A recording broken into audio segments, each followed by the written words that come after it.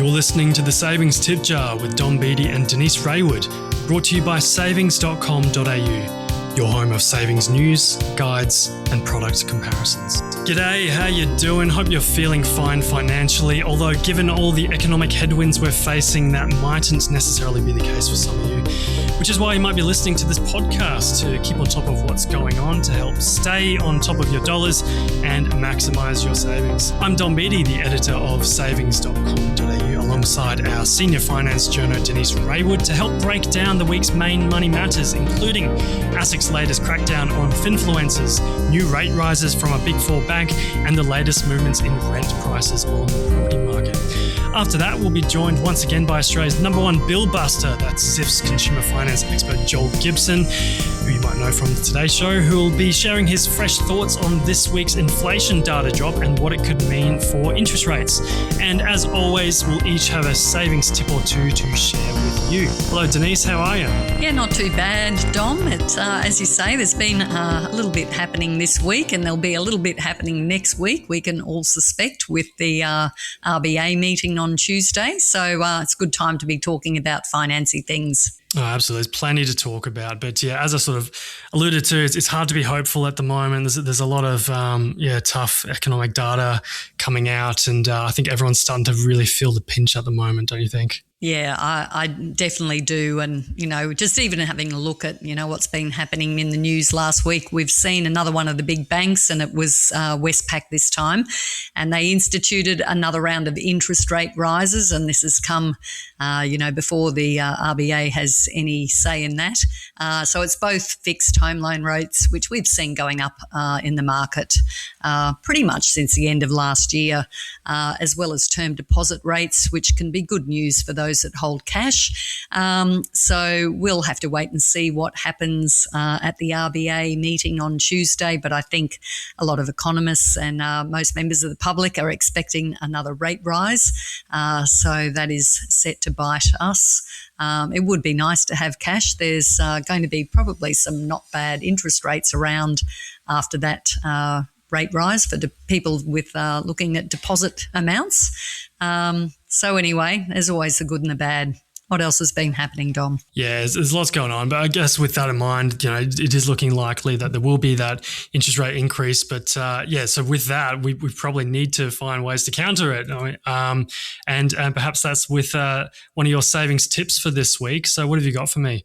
Well, it's probably one that may have been mentioned on the Savings Tip Jar podcast before, but I think it's just a really good week to revive the concept of it. And it's a 2-week savings sprint. And basically it means to make a concerted effort, and these things always work really well if you can do it in conjunction with someone else and make it a bit of a race. That seems to work. So if there's anyone else, it basically means you do whatever you can not to spend money in a 2-week period. So no takeaway coffees, no Uber Eats, none of this eating out when you go into the office and buying your lunch. Just try and make as many savings as you can. It works if you set a goal, say trying to save $500 over 2 weeks. You'd be surprised how much those things do add up. And the big trick is any money that you save, you put straight in a savings account. So you don't have to do this. If you can do these periodically, every now and again through the year, it can really whack some money into your savings account. And it can also teach you that there's a lot of discretionary spending that you can probably get by without. So that's my tip for this week. I like that one, Denise. Yeah, it sort of reminds me of those kind of, maybe those like sort of 2-week fitness challenges that you might hear of, but instead it's with your finances. And while it might sound tough and maybe a bit miserable cutting out those things like Uber Eats and takeaway coffees, people might be surprised to find how happy they remain without those things. You think those things bring a lot of joy, but maybe they find hey, I've cut out those things. I'm saving a lot of money, and you know what? I'm enjoying life just as much as I did before. So I like that one. Mine's very different this week, Denise. It's on offset accounts, and we've obviously mentioned offset accounts several times on this podcast. Several guests have also talked about offset accounts and how they can be great for savings if you've got a big mortgage debt. But there's an aspect to them that I've only recently sort of discovered, and perhaps a lot of people don't know about. And it's actually how they can sometimes result in lower minimum monthly repayments, despite what we're often told that it's a separate account. It doesn't affect your home loan directly.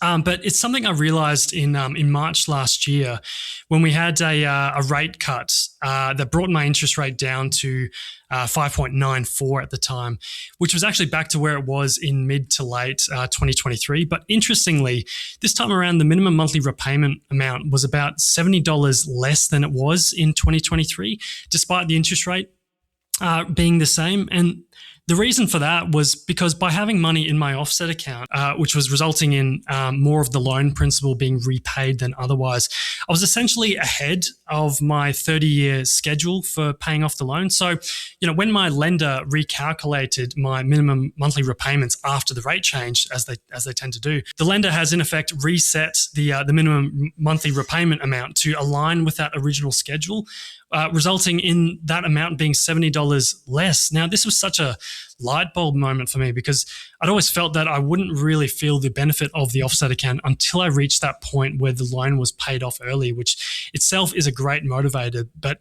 yet now I realize there's this other little benefit along the way. And although it is worth noting that this only really happens in the event of a rate change, or perhaps, when you choose to refinance. But, because in those cases, they don't reduce your minimum repayments every time you put money into your offset account, only when that rate tends to change or you refinance. But, and also worth noting that this policy might differ between lenders.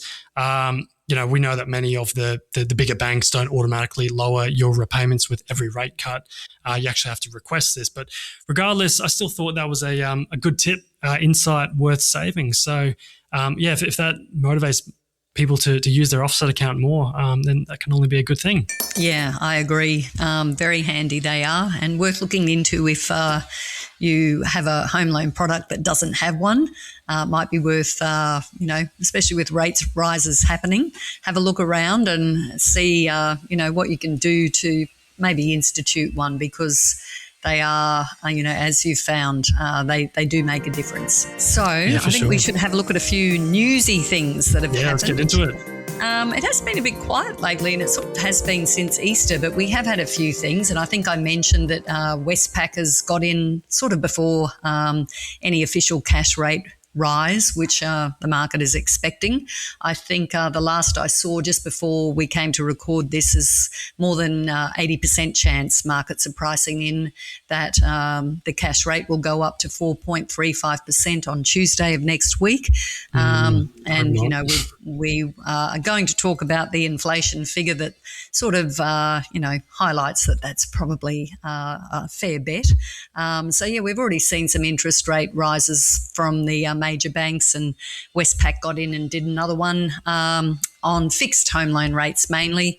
It sort of shows where they expect interest rates to be in the future, and also their term deposit rates as well. Yes, we wait and see what happens on Tuesday. Yeah, we shall see. I mean, I did notice that the markers in the share market, just looking at the ASX 200 as a barometer of that, actually picked up quite a bit after the release of that CPI data, which to me suggests it's not as bad as the market was expecting. They probably expected it to be a touch worse, the inflation data, and maybe there's some were thinking, maybe it's not an absolute sure thing that the RBA will hike in May, but we're going to talk a little bit more about the inflation data with Joel Gibson, and his take is, well, given kind of spoiler alert, giving away what he's about to say, he thinks it is pretty likely that we will see a hike. But it's probably not a sure thing. I'm trying to remain onto that little bit of hope that maybe the RBA will think, well, with so much uncertainty at the moment, maybe we'll just wait for the federal budget to come out, for example, before we decide to do something like hike rates again. But obviously Westpac, with its latest rate moves, thinks that we probably will see a hike. I was going to say this month, but it feels like this month because it's just it's just next week. But officially next month, May. But moving on to a very different story. This is quite interesting because we have heard a little bit of this before. But the corporate regulator ASIC has announced it's joining a global crackdown on finfluencers, namely those giving unlicensed financial advice via social media. ASIC has issued formal warning notices to 4 unlicensed financial influencers suspected of engaging in misleading or deceptive conduct when discussing investment products. This includes promoting claims of guaranteed returns. The influencers weren't named, but it's a reminder to be wary if you're seeking financial advice online. What did you make of this one, Denise? Yeah, well, I was sort of waiting for that to happen because, you can't help, when you're a finance journalist, your feed does tend to get piled with a lot of finance stuff that I think is cutting it quite fine sometimes. These are people who are qualified as financial advisors would find it very hard to give that as generic advice. It seems like all bets are off for if you're on social media. So it's good to see even if they do this just as firing a bit of a warning shot, to at least make influencers have a look at what the rules are and maybe modify their content to sort of keep themselves out of trouble. I suppose that's as best as we can ask. And, the ones that I see are probably not the worst ones.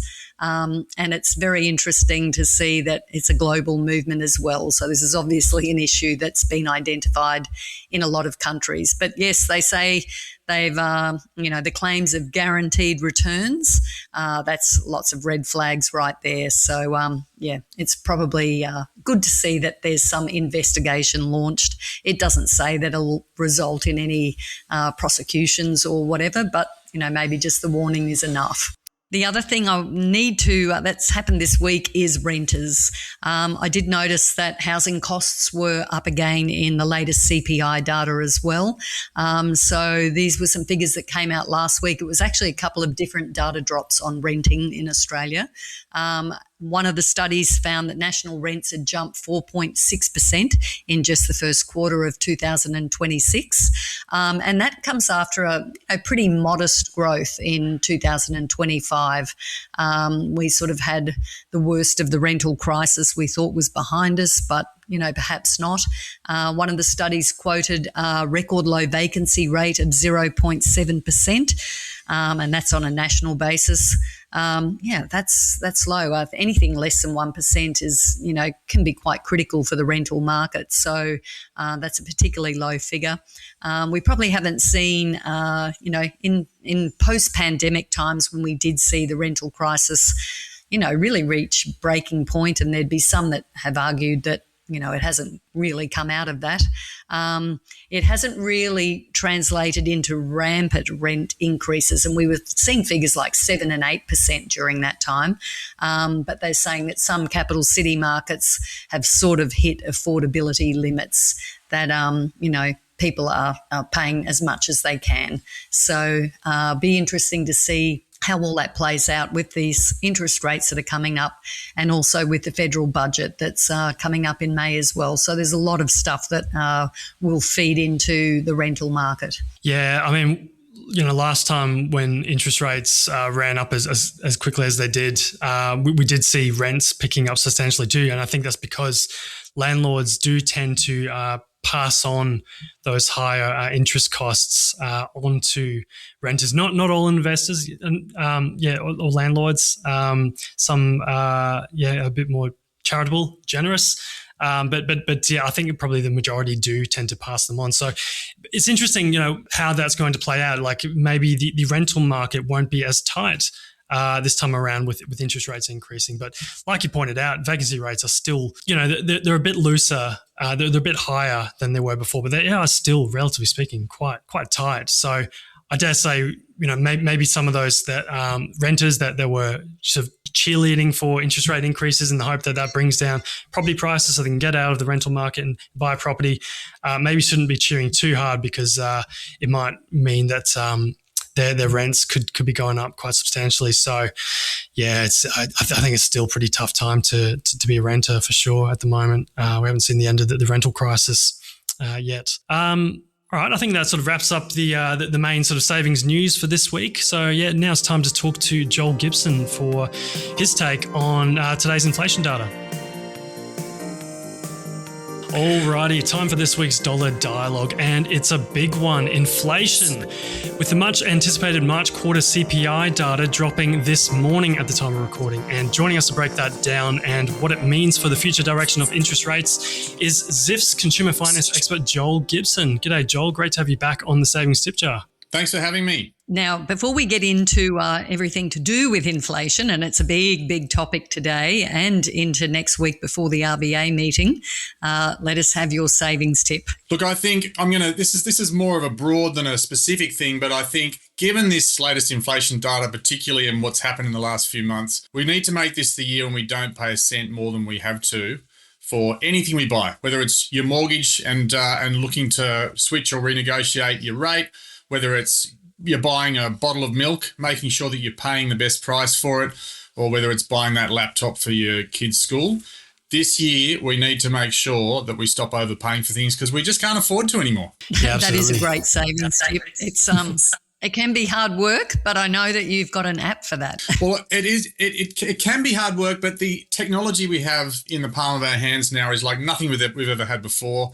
As you know, I'm a brand ambassador for Zyft. It's an Australian-based app that checks prices in an instant and tells you if it can find a cheaper price online for that thing you're buying. And, there are other ways you can do that as well. So we've never had this level of power as consumers to compare prices, and I think that's the future of money saving. Yeah, for sure. It's a bit of a sad reality, though. Sometimes we perhaps in the past might have thought that if you got to pay for quality. Maybe if you pay a little bit extra than the bare minimum, you'll get something better. But I wonder if people will maybe sacrifice quality a little bit just to get the cheapest price. But that's why you also got to factor in, value for money, and you want to get the absolute best value for money, especially now with let's get into it. Inflation ramping up. So just looking at the data that has dropped now, 4.6% headline and 3.3% underlying. Those are both annual figures. What are your thoughts on that data, Joel? And what does it mean for the future direction of interest rates? Oh, look, it's not pretty, that's for sure. 4.6%, that's kind of back to where we were 3 years ago. So a lot of that really good work's been undone in recent times. 3.3% for the trim mean is actually, it could have been worse. There were some predictions it would go up, but it's been held at 3.3%. So that's positive, I suppose. But look, inflation is running rampant. And I suppose if there's any good news in there, it's that we know that March fuel prices have been the major contributor to that number, and that in April they'd been much lower. So it was that month of March when, the price of unleaded went from $2 to $2.60 average at one point, and diesel went, way right through the roof. That's what's really coming into play here. So we expected this to happen.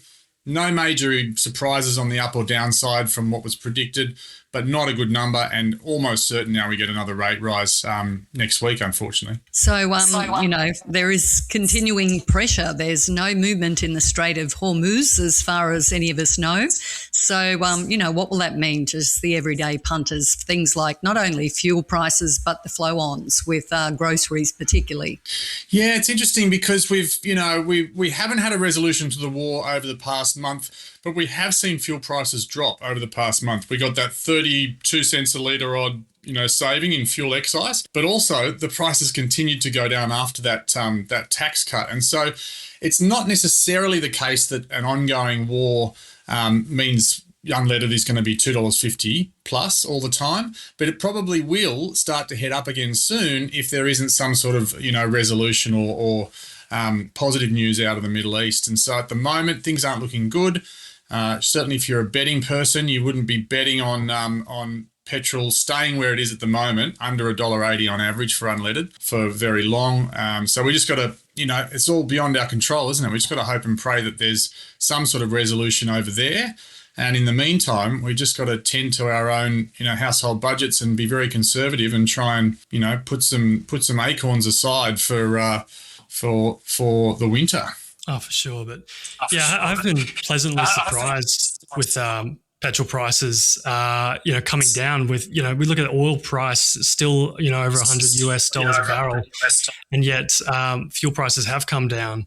I'm seeing like $1.80 in a lot of places around me, even some even less. But another thing I've been pleasantly surprised by is grocery prices. I think we're all expecting, obviously we're such a economy that's run with on trucking. So many of our goods are being transported, particularly groceries, on trucks. So we all expected grocery prices would pick up with the added cost of diesel. But just looking at grocery prices lately, there hasn't been a whole lot of movement upwards. So what's going on there? Why do you think grocery prices haven't rapidly picked up yet? Yeah, I think there's just a lag, unfortunately. I think we are going to see that. So, milk prices went up last week. That's usually the canary in the coal mine. The first thing that goes is dairy because, there's a very sophisticated refrigerated supply chain for dairy. And then you'll see other refrigerated products like fruit and vegetables and meat probably will be the next to go up. And then it'll flow through to pantry goods and the non-perishable stuff. So unfortunately, I think that is coming. We just haven't seen it yet. There's been a bit of pushback from the supermarkets because they're under fire. Woolies and Coles are in court with the ACCC at the moment about discounting. So they're really determined to minimise the price rises at the moment. But I think it is inevitable to some extent that we're going to see some more grocery price inflation. I think the CPI data today said that food inflation over the past year was around 3.1%. So that's pretty much, what you'd expect, not outrageous. But I think it's going to go up before it goes back down again. I've seen some figures bandied around that, we can expect to pay, an extra $3,000 in a year for just things like our annual costs. Is that, I think it sounds quite conservative, actually. What do you think of that number? Yeah, a lot of people have been surprised by that number, but that's what we've calculated, 3,000 plus for an average homeowner because, the RBA's already added $1,800 with 2 rate hikes to an average mortgage. Electricity bills went up by $300 overnight on New Year's Eve because we lost those federal government rebates that everybody was getting last year. You've got mobile plan prices going up in April and May with the 3 biggest providers.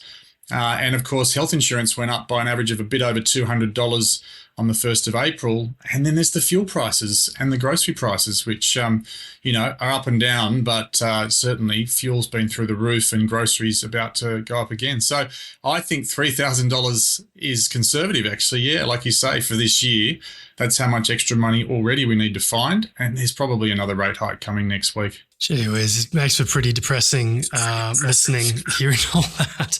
And you just wonder, like, how is the average person going to afford these extra costs? But I wonder, maybe in some respect that the federal budget will help. So do you expect, maybe the government will provide some sort of assistance to households? Will there be any goodies in there? Or on the alternative side, is it going to be maybe a Joe Hockey style lifters and leaners austerity budget to reduce debt and counter inflation? Yeah, well, that's certainly what it's starting to sound like, isn't it? They always fly various flags before the budget to really sort of sound out, different kind of ideas, reform ideas that they're cooking up. And it's been some pretty tough love that they're talking about, cutting back the CGT discount, possibly also cutting back negative gearing. Look, we do know we've got tax cuts coming in July, so it's important to remember that. There's tax cuts going to be worth, hundreds of dollars, not thousands of dollars, but that'll be a bit of relief. There's, a ban on credit card surcharging coming later in the year, so that could save, a lot of people some money. And I've got to say also, when you dig down into the CPI data, there are a few good news stories in there. There are some things that are actually cheaper than they were 5 or 6 years ago. Clothing and shoes are often cheaper. Electronics. I just got an email from Microsoft saying my teenager's Xbox Game Pass subscription is going down by $10. So there's been a bit of pushback against the most recent price rise there. And so occasionally there's a little bit of good news, but it's going to be a pretty tough month, I think, for most people from the household budget point of view. Well, thanks for providing that little bit of optimism at the end of our chat, Joel, because it didn't start off that way. And I guess there'll be a few people worried. All we can do is I think most people expect interest rates to go up next week, and we just wait and see what's in the federal budget. So thanks very much for taking some time to chat with us today.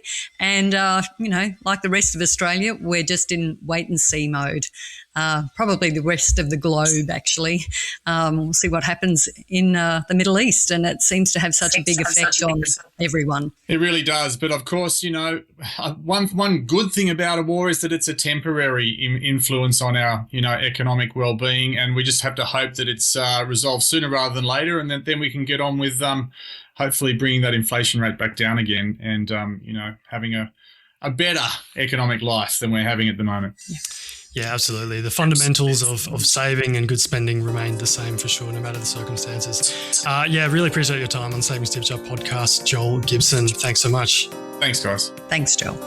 Yes, that was Joel Gibson, consumer finance expert at Zyft. And that brings us to the end of another episode of the Savings Tip Jar podcast. Thanks very much for listening. Thanks, of course, to our sponsor, Savings.com.au. Thanks to our guest, Joel Gibson.